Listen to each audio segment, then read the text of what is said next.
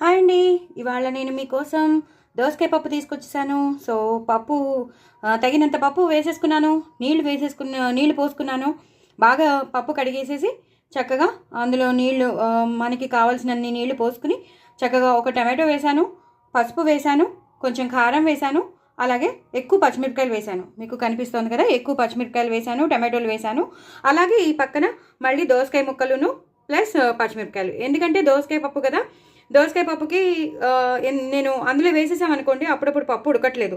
So problem లేకుండా నేను ఒక వేరే గిన్నెలో ఒక చిన్న డిష్లో దోసకాయ ముక్కలు వేసేసి పచ్చిమిరపకాయలు వేసేసి పసుపు కారం వేసేసి దీన్ని కూడా ఉడకబెట్టేస్తాను. సో 2 కుక్కర్లో ఉడకబెట్టేస్తాను. అయ్యాక నేను పోపు వేసేటప్పుడు మీకు మళ్ళీ చూపిస్తాను.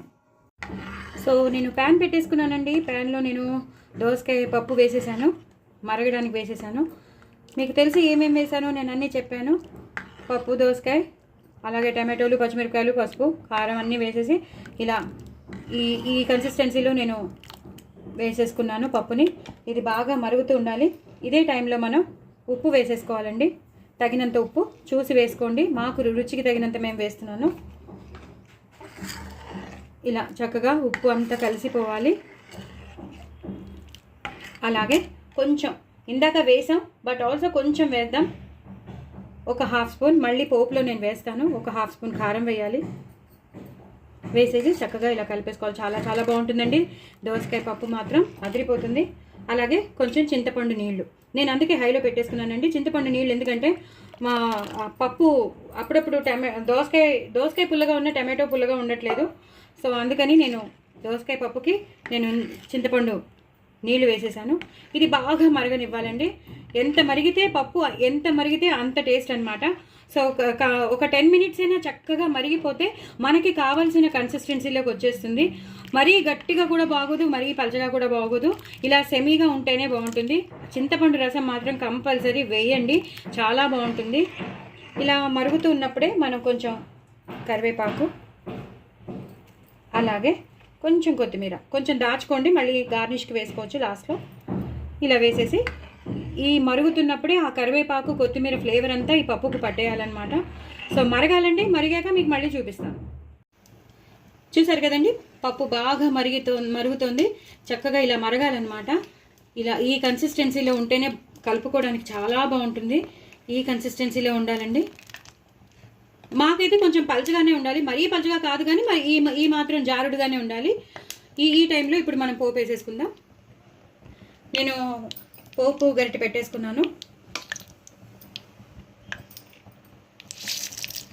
ఆవాలు, జీలకర్ర, ఎండుమిరపకాయలు, వెల్లుల్లిపాయలు వేసేసానండి. ఆవాలు, జీలకర్ర, ఎండుమిరపకాయలు, వెల్లుల్లిపాయలు వేసి బాగా ఇలా కలపాలి. మంచిగా నూనె వేసుకోవాలండి. పోపు వేగాలంటే అస్సలు కంజూసీ పడకూడదు, ఎందుకంటే ఈ పోపులోనే అంతా ఉంటుంది. మనం ఏం చేసినా సరే రెసిపీ ఈ పోపు వేస్తేనే దానికి అందమైన ఫ్లేవర్ కానీ టేస్ట్ కానీ వస్తుంది. దీన్ని టెంపరింగ్ అంటారు. చాలా ఆ పోపులోనే ఉంటుందండి అంతా చేసే మనది.